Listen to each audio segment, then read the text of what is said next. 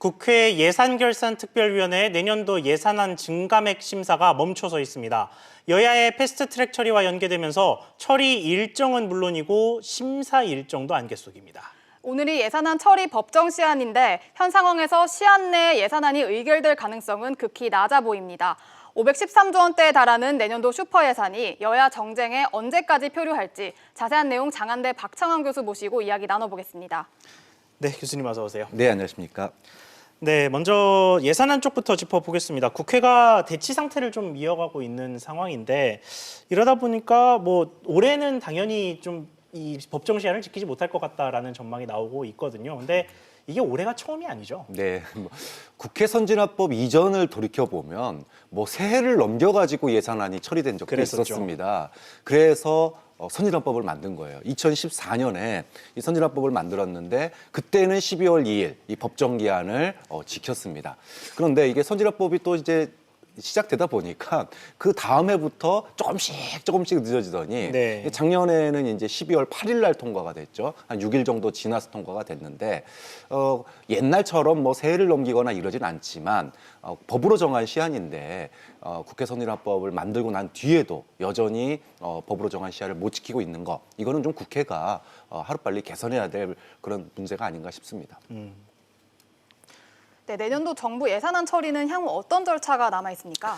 지금 이제 예산안 조정 소위 이제 심사 중에 있어요. 그래서 이제 각 부처별로 상임위에서 예산 심사는 다 끝났습니다.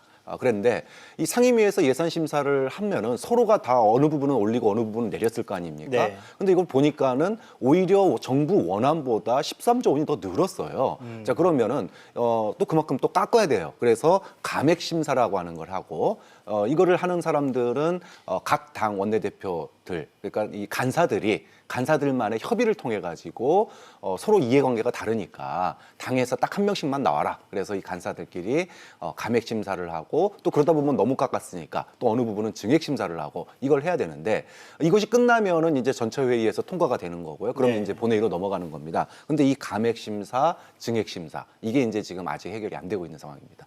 네, 조금 더 구체적인 절차를 보니까 이 예산결산특별위원회 산하에 예산안 조정 소위라는 게 있고 또 그 밑에 소소위라는 가장 작은 단위 위원회가 있더라고요. 근데 이 소소위도 구성이 제대로 안 되고 있죠. 네, 예산 조정 소위 이게 이제 사실은 법적 기구입니다. 이 소위에서 감액이라든지 증액 심사를 해야 되는데 이게 정부마다 이해관계가 다르고 또 국회의원들마다 이해관계가 다 달라요. 예. 그러다 보니까 여러 사람들이 모여서 회의하면은 결국은 이 목소리 맞추기가 쉽지가 않거든요. 그래서 국회 내에서는 관행적으로 당에서 한 명씩, 그러니까 간사들이죠. 이 간사들끼리만 모여가지고 이 감액과 증액 심사를 끝내는데 이거를 소소위라고 합니다. 예. 근데 이거는 법에 없는 기구예요. 그러니까 초법적인 기구죠. 이제 그러다 보니까 각 당에 한 명씩만 들어가니까 그 안에 내 거는 꼭 넣어줘, 내 거는 꼭 늘려줘 이런 쪽지 예산, 뭐 카카오톡으로는 카톡 예산, 또 밀실 협상 이런 이제 온갖 그 비난들을 많이 받아왔는데 그런데 이 구성에 김재원 위원장이 나도 여기 들어가겠다라고 얘기를 했어요. 네. 그래가지고 소소위 구성 자체가 좀 어려웠는데 결국은 그 논란은 이제 끝났습니다. 그래서 기존대로 간사들만 들어가는 걸로 돼서 지금 이제 간사들끼리 협의 중에 있는 상황입니다. 예. 그럼 이렇게 여야 합의안이 나오지 않을 경우에는 이 정부가 제출한 내년도 예산안이 그대로 자동 부의가 되죠. 그런데 이게 총선을 앞둔 만큼 지역구 의원들이 이 정부 예산안을 그대로 넘어가도록 놔두지 않을 것 같은데요. 네, 당연합니다. 이제 선거가 내년 봄이지 않습니까? 예. 그러면은 올 겨울부터 현수막 붙여야 돼요. 그래서 자신이 어떤 예산을 따왔다, 지역구에 뭐 다리를 놓겠다, 뭘 놓겠다 이렇게 공약을 했던 거를 지켰다라는 거를 걸어야 되는데 그게 예산에 이제 올해가 마지막입니다. 올해 만약에 그 예산이 통과가 안 되면 공약 못 지킨 사람이 되거든요. 자, 그러다 보니까 상임위 심사 때 자신들이 원하는 그런 예산들을 다 지금 여야 할 것 없이 여야 어떤 지역 같은 경우에는 여야 의원들이 함께 해가지고 예산안을 증액해 놨거든요. 근데 이게 통과가 안 되면은 원안대로 가야 돼요. 원안에는 자신들이 요구하는 예산이 들어있지 않거든요. 그러다 보니까 어떻게든지 수정된 자신들 지역구 예산이 들어간 걸로 통과를 시켜야 되기 때문에 시간은 좀 걸릴지 모르지만 작년에도 그랬고 올해도 그랬고 좀 며칠 며칠 지나지 않아서 결과적으로는 이 수정안, 여야가 결국은 합의한 예산이 통과되지 않을까. 다만 그 합의 과정이 아까 말씀드렸던 초법적인 기구, 이 소소위라고 하는 곳에서 또다시 밀실, 또 쪽지 이런 걸 과정을 거쳐야 되니까 좀 그 부분에 대해서 이제 국민들이 따가운 눈초리를 보내고 있는 거죠. 네, 이제 절차가 아니라 예산안 자체에 대해서 이야기를 좀 해보겠습니다. 이게 결국은 말씀하신 것처럼 뭐 합의 과정에서 증액이 되다 보니까 513조 원의 예산이 되어 버렸는데 이게 이 514원 혹은 정부 안대로 500조 원이 넘는 예산안이 통과가 될지 혹은 아예 이게 통과되는 게 맞다고 보시는지가 궁금한데 어떻게 네. 생각하십니까? 일단 내년 경제 전망이 그렇게 밝지를 않습니다. 미국 같은 경우에도 내년 미국과 중국의 그런 무역 갈등 이 부분이 네. 더 심화될 거다. 그래서 뭐 금리를 갖다가 추가로 인하하고 그런 일도 있었지 않습니까?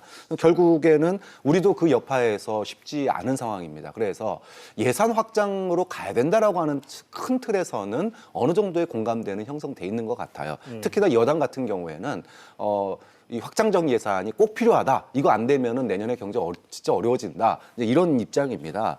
근데 반면에 한국당이나 이제 바른미래당 같은 경우에는 확장하는 건 맞는데 이 계속해서 너무 이 확장의 폭이 너무 가파른 거 아니냐. 네.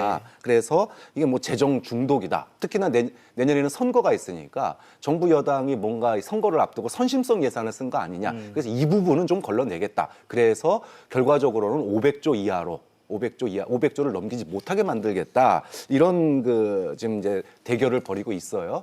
근데 이제 일본도 사실은 확장적 재정을 굉장히 오래 해왔지 않습니까? 예. 그런데 경제는 살아나지 않고 있거든요. 그러니까 돈을 더 써야 된다라고 하는 거에 대해서는 누구도 뭐 이론이 없을 텐데 그 돈을 어떻게 얼마나 효율적으로 쓰느냐 이게 이제 앞으로 사실 정부가 보여줘야 될 정책으로 보여줘야 될 일이겠죠.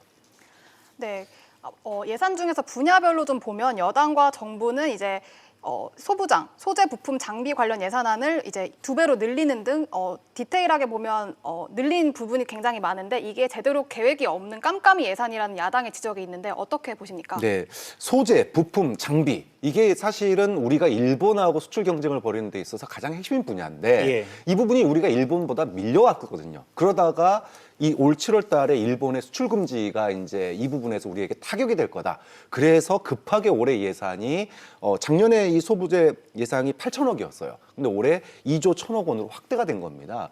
불가피한 측면이 있는 거죠. 근데 다만 이 2조 1천억 원을 어디다가 쓸 건지에 대해서는 아직 세부적인 계획안이 안 나왔습니다. 그러다 보니까 야당에서 이거 깜깜이 예산 이거 묻지도 따지지도 않고 통과시켜줘야 되는 거냐 이러면서 이제 감액하겠다 이렇게 얘기를 하고 있는 건데 이제 문제는 소재 부품 장비 산업 중에 지금 일본의 수출 규제가 수출 금지가 우리에게 영향을 미치는 부분도 있고 안 미치는 부분도 있고 예. 또 이게 상황에 따라서 어떻게 나타날지 모르는 부분이에요. 그러다 보니까 우리가 뭐 국산화 100개의 그 핵심 부품을 국산하겠다고 그랬는데 그거를 갖다가 지금 딱 어느 거라고 얘기할 수 없는 게 일본의 수출 금지가 좀 이완돼 있는 부분도 있고 또 어떤 부분은 강한 부분이 있거든요. 그럼 그거에 따라서 맞춰서 또 전략적인 대응을 해야 되기 때문에 이게 비공개를 해놨습니다. 그러다 보니까 이 너무 이제 깜깜이 예산 아니냐 이런 부분도 있고 또 문재인 대통령이 관심 갖는 분야가 바이오 헬스랑 K뷰티인데 예. 이 부분 예산이 이제 증대될 거거든요. 그러면은 야당이 이거야말로 이제 선심성 또는 이제 문케어 아니냐 이러면서 이 부분에 또 칼을 들이댈 수도 있고 좀 그래서 이 소부장이라고 하는 게 사실은 우리 국가의 핵심 전략 산업이 돼야 되는데 이런 전략 과제에 대해서도 여야 간에 좀 비공개할 부분은 비공개해야 되겠지만 이면에서 우리의 경쟁력 확보를 위해 이게 꼭 필요하다. 이런 합의가 돼야 되고 논의가 돼야 되는데 이제 그런 논의가 지금 국회에서 꽉 막혀 있다 보니까 이거 깜깜이 예산이라 우리는 통과 못 시켜줘. 이런 이제 논란이 발생을 하는 거죠. 네, 저희 시간 관계상 마지막 질문으로 넘어가야 할 것 같은데요. 민주당이 이제 한국당을 배제한 채 나머지 야당들과 협의를 해서 예산안을 처리하겠다. 뭐 이런 식의 가능성도 서서히 내비치고 있는 상황이에요. 그래서 이렇게 되면 뭐 예산도 늦어지고 또 누더기가 되고 뭐 다른 민생 법안들도 지금 처리를 하지 못하고 있고 한데 20대 국회에 대한 총평을 좀 해보신다면 어떨까요? 최악의 국회죠. 왜냐하면 보이콧도 굉장히 많았고요. 일한 날보다 노는 날이 더 많았던 국회입니다. 그리고 그 일한다고 나와 있는 날에 또 싸운 날이 더 많았고요. 좀 그런 점에서 국민들의 평가가 냉정한데 특히 이제 내년 총선을 앞두고 있는 상황 아닙니까? 근데 올해 예산안 처리를 보면 예산안 처리에 우리나라의 어떤 전략이라고 하는 게 보이지가 않고 그 전략에 대해서 여야가 머리를 맞대는 모습을 보이지 않아요.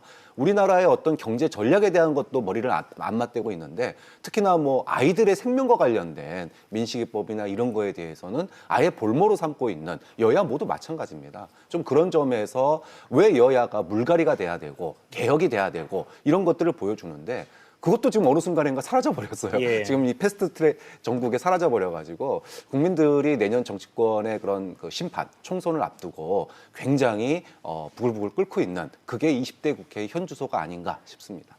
네, 오늘 말씀 여기까지 듣겠습니다. 지금까지 장한대 박장환 교수와 이야기 나눠봤습니다. 교수님 감사합니다. 감사합니다.